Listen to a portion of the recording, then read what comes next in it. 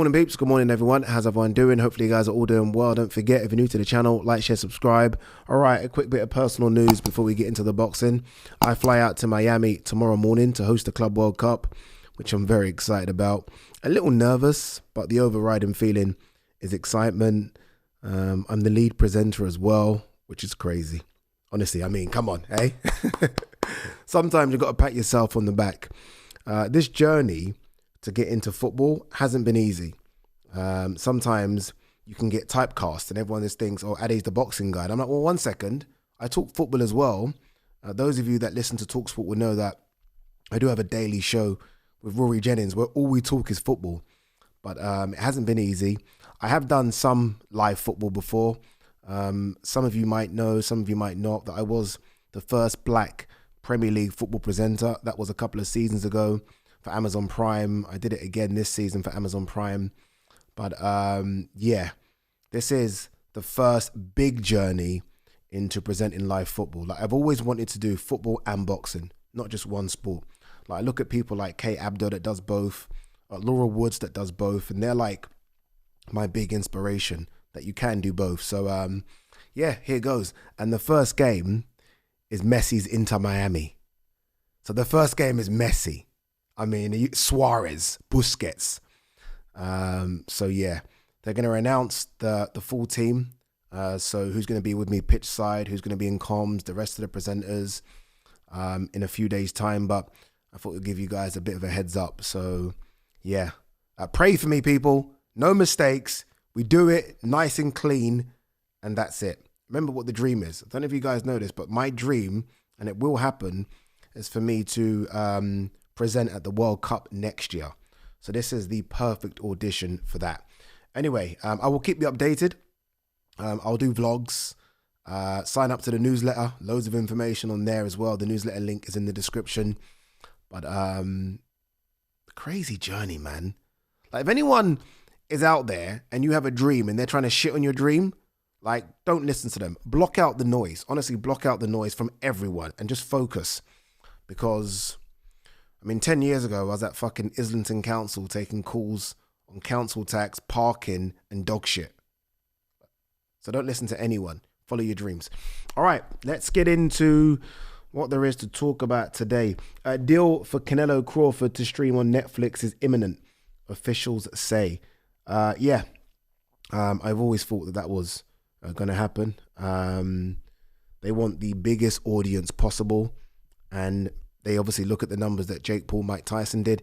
I don't think it will get that number. I mean, those numbers were crazy, like just crazy. It won't get that, but it will get a big number. It will get a big number. They haven't announced any undercard fights. I think there's a presser for it next week where I'm guessing they're going to announce it, but this is going to be big. It's going to be big. It felt like it was big, and then it kind of came down a little bit after Canelo versus William Skull, and now I think it's going to be ramped up again.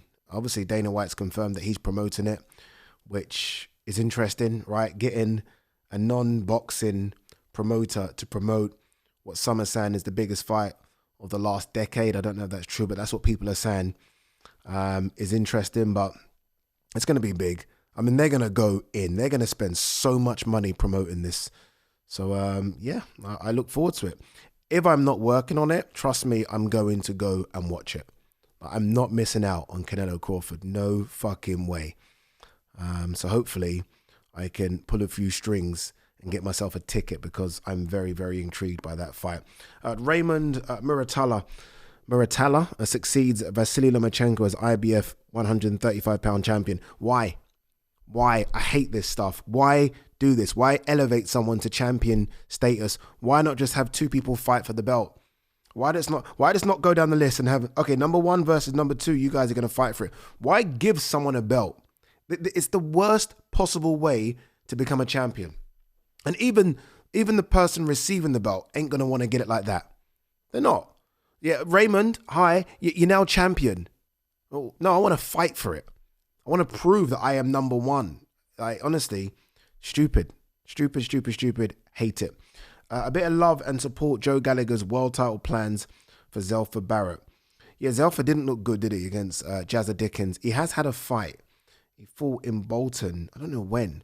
Might have been on the weekend. but he fought in Bolton. He's now at 135 pounds, which I think is good for him. Zelfa is very, very big at the weight, so I think 135 pounds will suit him.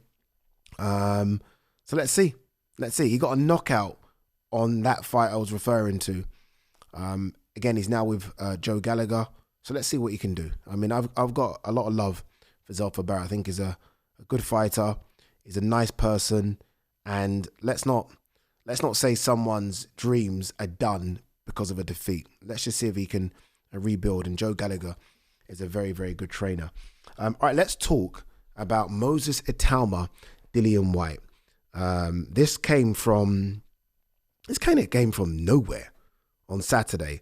Like Saturday, I'm ringside and the murmurings started to reverberate around the ring. And I was like, what? And Moses was opposite me and I was trying to make eye contact with him. I didn't go up to him. I was going to go up to him and ask, but I don't want to put the pressure on him if he's supposed to say nothing and I'm making him say something. I'm like, okay, I'll just leave him. But there was a lot of talk.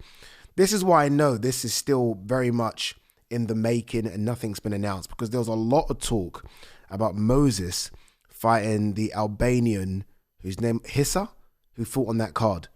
There's a lot of talk about him fighting Moses on the Wembley card. So Usyk Dubois. So again, this has come around very, very quickly. And also, I mean, when was Dillian Whyte pulled from that Portman Road card? Wednesday? So clearly this is something that's all just been put together sharpish. It could be because the main event for RIYADH season, August 16th, was supposed to be Devin Haney to Teofimo Lopez, and they're now trying to find a main event. I find it very interesting. There were so many different routes they could have gone with Moses. They could have gone the traditional route, which I would have preferred. Where, you know what, actually, and this is a random question. Can Moses, obviously Moses was born in Slovakia. Obviously he's been here a long time. I don't know how long he's been here. I'm guessing since he was a young kid. He is able to fight for the British, right? And Moses, I guess the question I'm asking, Moses is a British citizen. I'm sure he is, right? I'm sure he is. And the reason I ask this is because obviously his dad's Nigerian, his mum's Slovakian. I don't know if Moses is a British citizen or not. I think he is, and I probably should know this. But if he is, I would love to have seen Moses go the traditional route. I'd love to have seen him start someone for Southern area, then destroy someone for English, then take on an Adelaide or someone like a Fraser Clark for the British. I love that route. Commonwealth, European, then we know where you are. I don't mind this fight. For Dillian Whyte, it must feel strange. This is the first time in Dillian Whyte's career that he's now been fed to the Sharks.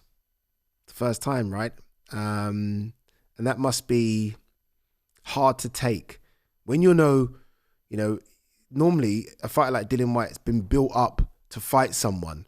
Now you're being built up for someone to take your name and your scalp. It's a weird situation for Dillian Whyte to be in. And he must have had to have thought long and hard about taking this one. But obviously it being a RIYADH season one, I'm guessing he's being paid very, very well.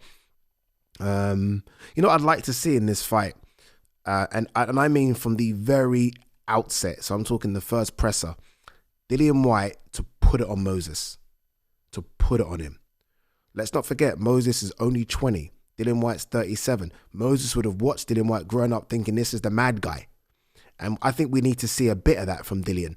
Like Dillian's almost become, soft is the wrong word, but he's now matured and he's now a lot more humble. I almost feel like for Dillian in this fight, the fight starts before the fight. He needs to revert back to Dillian that was coming through, the one that had those tussles with AJ, the one that kind of went toe to toe with Chisora. Again, I'm talking outside the ring, that Dillian, and see how Moses reacts to it. It'll be interesting to see, because I feel like he's got to get in the head of Moses, because if we're being brutally honest, in a fight, Moses, I think, levels above Dillian now. I do. Again, I am very much of what have you done for me lately. And I think we saw how good Moses looked against Mike Balogun, how good he looked against Dempsey McKean, and how bad Dillian looked against Christian Hamer and Ebenezer Tete. So Dillian needs to really sort of play the mind games here and go back to that roadman Dillian and see if that kind of maybe ruffles the feathers of Moses, who's almost looked, almost too cool for school. So, yeah, it's an interesting one. I really thought Dillian was going to fight Chisora. So as soon as Dillian pulled out of that fight, I was like, okay, he's definitely fighting Chisora. But I guess when the money comes across your table and that check potentially has 7 figures on it, you take it. You'll be stupid not to take it. Dillian's 37. And look, if he is competitive against Moses, and I am clearly picking Moses here, it's not the end. If he gets absolutely blasted out, then it's the end. But Dillian's probably weighed it up thinking, look, and Dillian's management. Dillian will think he can beat Moses, by the way. Dillian will think he can beat this kid. But his management team will probably thought, okay, we can take this fight. And even if we lose and it's competitive, there's still maybe 2 or 3 more fights left for Dillian, because Dillian's got that name power.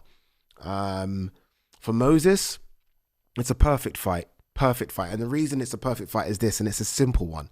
Not just because he will beat Dillian. It's more because Moses is... We hype up Moses, right? But Moses is still only known to boxing fans.